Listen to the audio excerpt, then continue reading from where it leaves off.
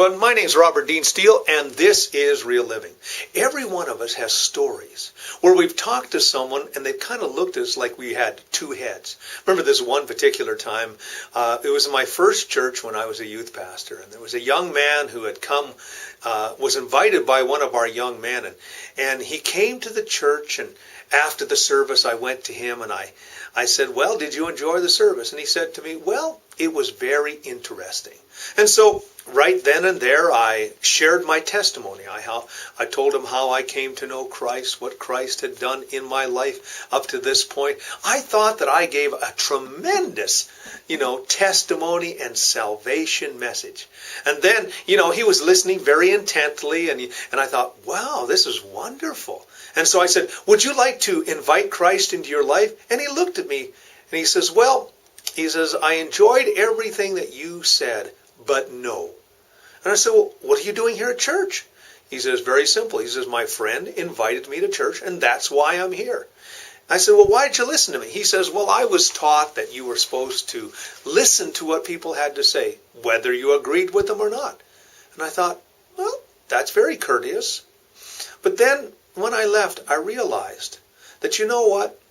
It isn't through the will of men that men's lives can be changed. It's through the will of God and the moving of the Holy Spirit in someone's life. I began to realize that, unless the Holy Spirit is drawing a person to Christ, they'll never get to know Christ. They'll just stay where they are, doing what they're doing, and unfortunately they'll face a lost eternity. So I determined that after that I would begin to pray for divine opportunities, that I would listen to the voice of the Holy Spirit.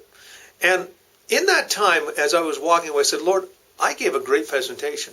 He said to me, Dean, you just need to realize that you're just sowing seeds. And so I've learned something. As well as praying for the direction and the opportunities of the Holy Spirit, my job is also to sow seeds.